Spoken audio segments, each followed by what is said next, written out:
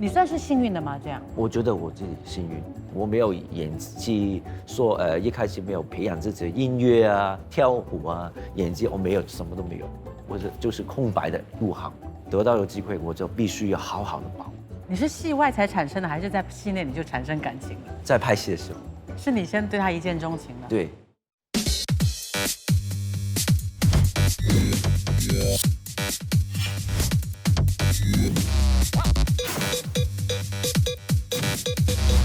全听你说。所以你在整个追求他的过程当中，公开的表示追求，多快就大概让他心里跟行动上是接受你的？我忘了，真的忘了。那你就蛮顺利的。也不顺利的，因为他有其他的竞争者的嘛。他那时候有其他竞争者。对啊。你怎么这么勇敢呢？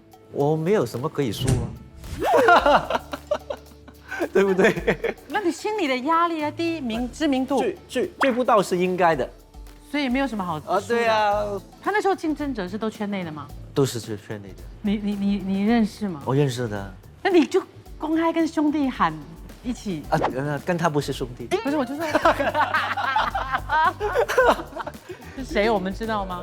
不讲了，当然是。那我们去，哎呀，网络上有消息吗？不要，就是已经知道有追求者，但是你还是为幸福、为对的人勇往直前。对。但是我觉得你的心理，承受力很大。因为追不到我没有损失，追到了，当初的杨怡啊，是不是一般人了？她是当年的香港 TVB 的一姐，你承受得了吗？人觉得你们不可能的，不看好的。还有就是很多人说，一开始是男生肯定是利用的女人，提高自己的知名度。这是你听过最难听的。然后我说我配不上，是这样的，所以我尽量不会影响他。你听到这些话，你作何感想？利用他提高知名度是假的，肯定是假的。但是配不上的那个时候，我觉得是事实啊。所以你有很努力的让自己对啊配得上他。然后我都没所谓啊，我觉得他比我早出道啊，我觉得他知名度比我大是应该的，是这样想啊。但是我觉得我努力的话没问题啊。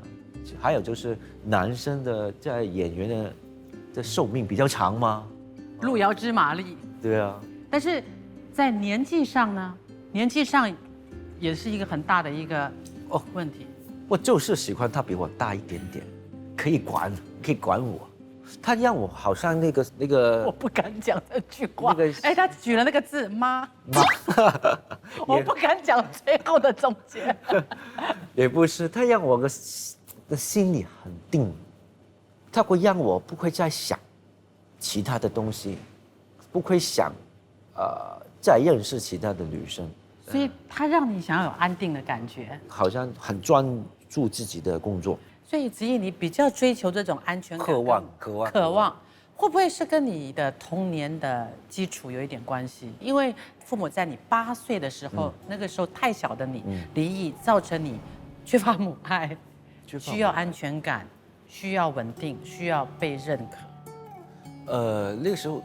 那个时候，其实我没有觉得有什么影响的，我不觉得的，因为一开始我跟我的伯父，对不对？就是爸爸的哥哥，还有我的婆婆一起生活比较多的。婆婆是奶奶这边吗？还是对奶奶，亲奶奶婆婆，就是伯父跟婆婆帮你带大的。对。父母离异之后，没有离异之前。没有离异之前就是他们带大。对，因为我的爸爸妈妈很早就结婚，他们没有太大的经济能力。我妈妈16岁生我姐姐，18岁生我，因为太年轻的话，肯定没有找对的人，可能他们不能够走在一起，然后在我8岁的时候就离婚了。伯父听说对你影响都很深。其实伯父的感情可能比爸爸还深。为什么呢？因为我的印象都是他带我上学，然后叫我做功课。然后就是我所有的东西都是他教我的，带给我的。然后他给我零用钱啊，其实跟爸爸没有分别，他也当我是儿子。你跟他之间还有什么比较刻骨铭心的一些印象中的画面吗？印象中就是被他体罚啊，被打得多惨？什么的？好惨的。拿藤条。对啊，我还跪祖先面前。跪多久？跪多久？跪到他们顺气。气顺了就来。气顺了，对。那你做了什么坏事呢？可能讲说谎啊。说谎蛮大件事。对，说谎，还有不回家去玩了，偷偷去玩了。那个时候我住的地方比较郊区，可以去上山。上山？对啊，我们在上下的。去山上干嘛呢？跑啊，捉迷藏啊，就是这样。然后就是有很深刻的时候，那个时候我很小，大概4、5岁吧。有一次下很大很大的雨，我们在村里面的那个路都被水盖了，上不了学。然后我的伯父就背着我就他的穿着一个雨伞，然后就带我去上学。那个印象很深刻。因为我听说人生哲学，你从你伯父那边得到了很好的一个学习跟体验机会，很有一个很有责任感的人。对，因为我伯父是比较有，在这么多兄弟来说，他比较有能力的，读书比较多，有个比较好的职业。他不是最大，他是第2，但是他照顾了整个家庭。他会帮他的兄弟。那你对你婆婆的印象呢？跟我婆婆印象就是爸爸打我的时候，我总躲在后面，婆婆的打我的，但是我懂性了。他走的时候我15、16岁，所以他没有看到你最后的成绩，没有看到你成家立业。没有啊，很可惜啊。告诉你那个事情，就是我婆婆走了大概7天左右，然后在家里面在晚上自己看电视，然后听到一声。他叫我这个叫什么？千仔，叫你的名字。千仔医生，那个时候我有点怕，但是我回想，现在我很后悔，为什么我不应该怕？你为什么没有去寻找这把声音？他可能回来看你。对，我应该会可以见到他。他可能真的回来看你。第7天你还记得？对啊。好奇怪，你在家里坐着，就你一个人，对，看电视，你就回头看还是什么，就看电视，听到声音，然后你怕，那个时候还小嘛，怕鬼嘛，对，但是现在很后悔，你的后悔是不应该怕，还是你应该去找那一把声音？对，应该把握机会，可能他知道我怕。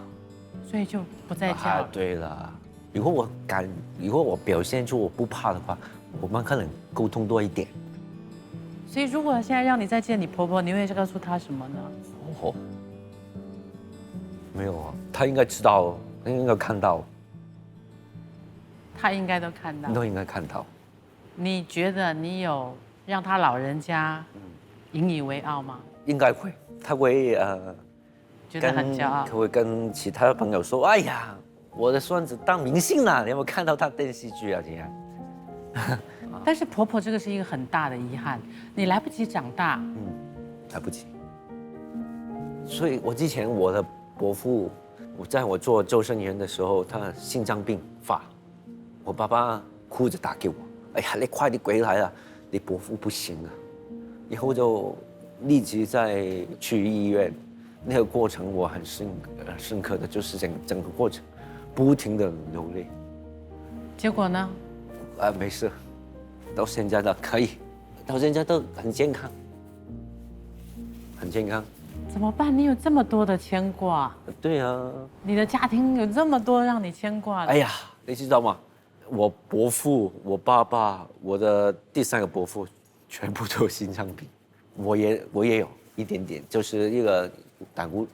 怎么说那个高胆固醇？对我都有，我比较幸运，我认识我老婆，我老婆特别注意健康的人，她要我去年去验身，知道我要的话要看医生，要要我注意我的饮食。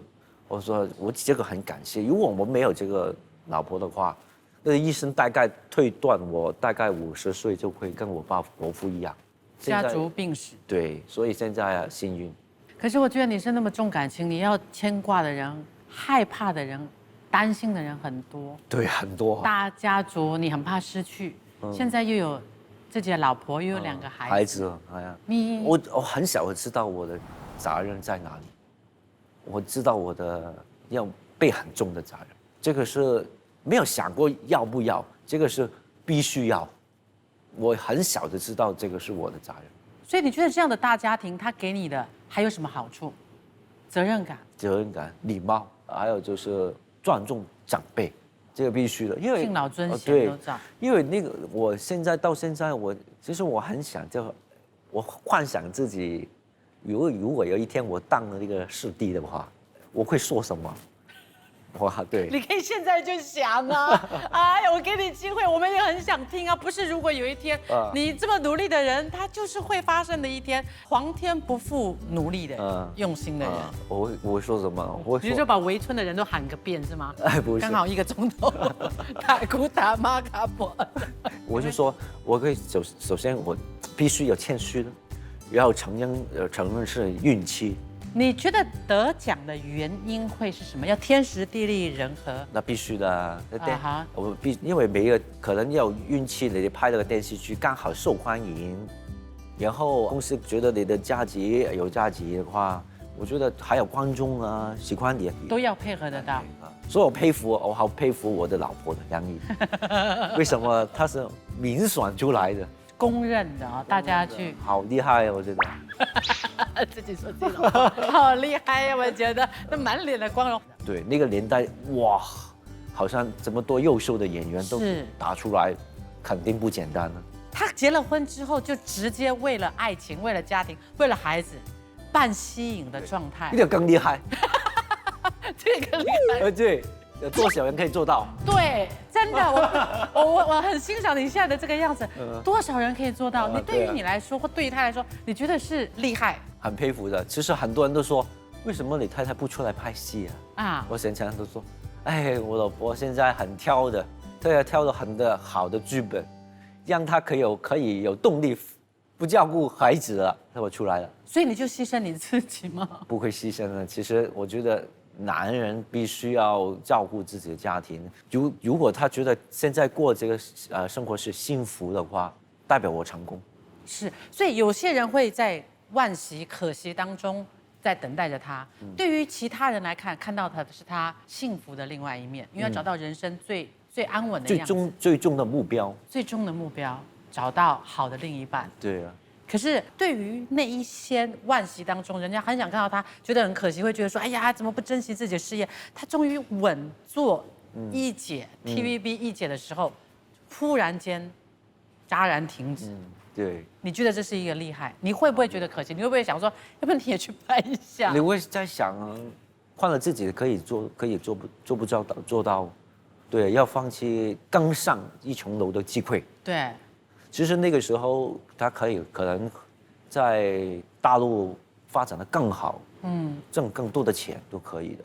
但是，他选择结婚生孩子。你有问他为什么吗？他觉得是时候生孩子。你这样看着他的时候，你一定有一种很大的满足感。我觉得我对他来说，就是有一句话，就是广东话：糟糠之妻不可棄。我哋叫糟糠之妻不离不弃。对，我。心里面就有一句话，所以你们之间的这个相处之道就是互相彼此尊重。对，其实我很多时候都是问他意见的。我拍完之后，你觉得我演出怎么样？有什么改善的地方？那他都基本上给你意见吗？我会给我意见的。然后我会跟朋友讲笑话，就是我现在结婚之后，我的演技进步了很多。对，为什么？我每天都跟我老婆对戏，会跟你对吗？不是对戏，我说的笑话就是生活。这段时间有没有人一直拉他出来？就是他最近已经出来了拍戏。对，他也想的。其实他在挑剧本，因为我们要照顾孩子嘛，就挑到个剧本就，这个剧本好，他真的会，好吧，你照顾孩子，我去演了。可以吗？可以，没问题。你照顾孩子可以啊，没问题啊。有什么年代？双方谁都可以出去，谁都可以出去对他来说要遇到对的剧本。我们之前2个一起出去拍《家族荣耀》嘛，那么我们交给我们的长辈，孩子交给孩子的长辈，因为我们长辈比较多，还有就是我们有从那个孩子的角度出发，那个时候他不够1岁，到他大的时候，其实他没有印象，对啊影响不大。是，就是女儿嘛，小珍珠。对啊，对啊。但现在就不行了。现在的话，我觉得我可以带我的女儿去探班，因为她大了嘛，3岁了。所以会不会是你迁回香港电视台，很多可能也是要稳定跟不要离家太久？我也跟我老婆谈过，有说钱是挣不完的，但是孩子的日子的过一天就没一天。哇，所以你觉得你自己是一个怎样的爸爸？我是宠的爸爸，宠孩子的爸爸。我很想骂，是不是因为你少偶尔回家，然后黑脸不是白脸都给太太？黑脸白脸呢都是老婆做的，我都是做白脸，但是他现在要我做黑脸，我会罚我的女儿的。现在才3岁，因为他3岁，哎呀，3岁定80嘛。我不希望他要学习什么，要很棒很厉害，但是我要他学懂礼貌。我很注重这个，所以对于教养这一块你很注重，而不是随学业。对，但是我也要照顾他心理的，我不会体罚，我是体罚长大的，但是我就觉得年代不一样，对，不可以体罚，但是我会罚站。所以你跟他一起站吗？对，我跟他一起站。真的吗？真的。他站你就站多久？还有就是你现在做父母很小心，他做错事情，我不会立即去骂他，因为他有自尊，我不会伤害他自尊心，我会带走他，然后在房间里面有罚站。所以太太对于你这一块的这个又宠又爱的一个教育有同步吗？还是有？我们都有默契，就是教孩子的话，你不要出声。不要让孩子这样的，我们好像意见不合。OK 你听说还奉行了另外一个想法，就是要孟母3000，为了孩子有考虑，打算要来新加坡看一下这边的教育。对，因为我女儿差不多要上学了，3岁了嘛，我在可能挑新加坡国际学校，哇，好难啊，他们的要求很高，学费很贵。跟香港差不多哦。知道，但是真的不容易进的，不容易进的。所以你会想先让太太也来，然后太太现在还少，我讲的大概是中学吧。中学啊，小学就要来了啊？这么早？真的，我没骗你。我老婆肯定舍不得。为什么不是她带孩子来这边吗？不会了，我们可能让孩子自己来，然后你们2个在香港。不，我应该是轮班的。所以你为了孩子可以想到要搬家，你甚至于为了孩子你还改了名字，一改还改2个。对，2夫妻一起，好狠了我们。你的本名出道名是罗中谦，对，罗太太是杨怡，改了一个叫杨倩瑶所以他改了之后有没有什么影响？他说他的名字，相对比我来说，他比较难字的。是，尤其那个字啊。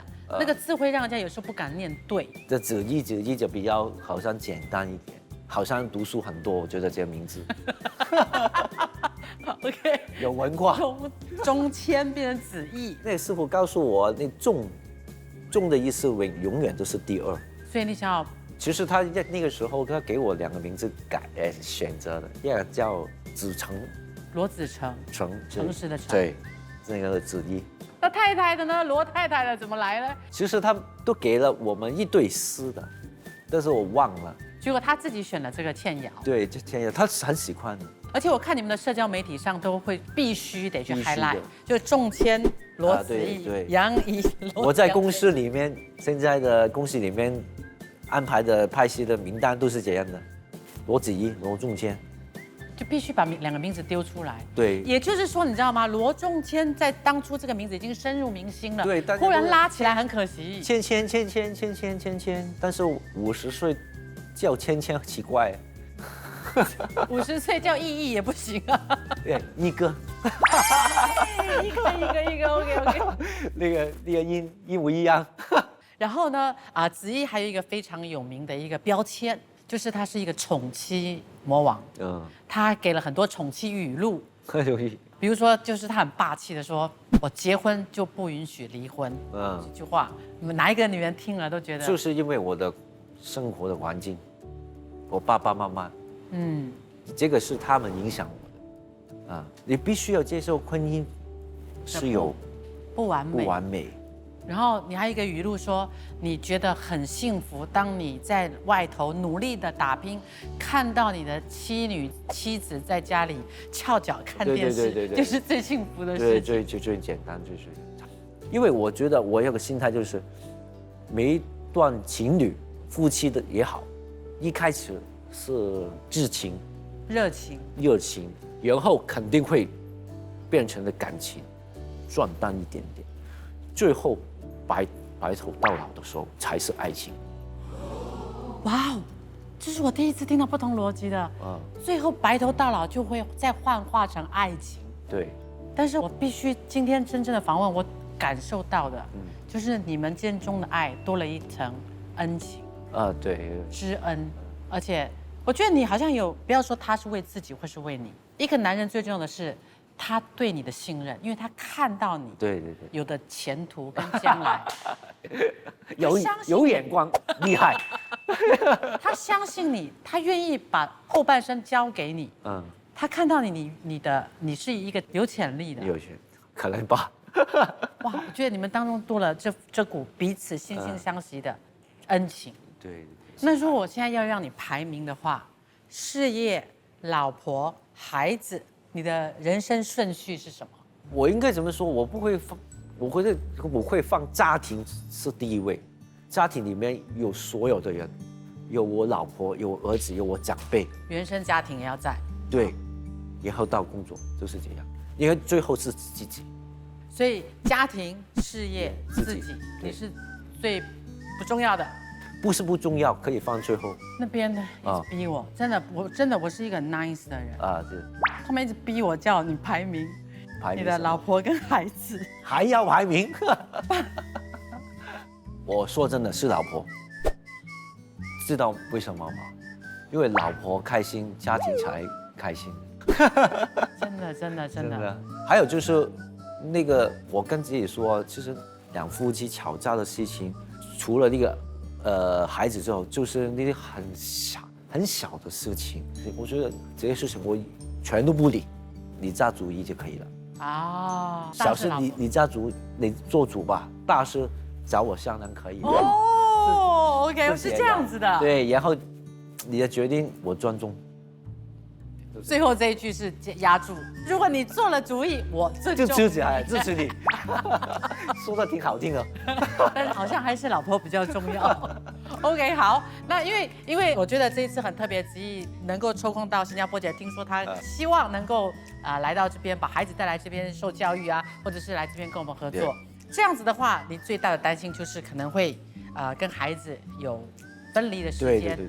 那我们节目制作组呢，就安排了一个小小的，在最快的时间之内，送了一个今天的一个小见面。谢谢，感谢。你先坐着，小的一个小礼物，手信给你。好，谢谢。观众也会期待，就是我们这一次会送什么小礼物？就是那个学校的合约。老婆第一嘛。哇，对。所以我们做了一个两人公仔，因为这个行业需要公婆几乎都是分开的。见面时间很珍贵，有时候可能接国外的戏，很搞笑这个。接不到老婆的时候呢，你就把这小公仔带着他世界去遨游，不管在哪里。可不可以给我一点私人时间呢？你要私人时间，不要一直跟着我。就去到哪里都看到你啊。我女儿肯定很喜欢。对，我们就是讲什么呢？如果你们俩不小心又接到一样4个月得离开孩子，给他们抱着对，回来就不会陌生了。谢谢，感谢。OK， 我们还是要代表制作组谢谢你。谢谢你上节目，谢谢你。一讲到你太太，你眼里泛着那种光啊。对，这肯定是那个年代哇，这么多优秀的演员都打出来。他以前的当个小演员的时候，他郑志龙。然后就拿回上来之后，没有人理他的，好惨的，还把它泡在笼子里。你也可以上 Millicent 免费随心选听，全听你说。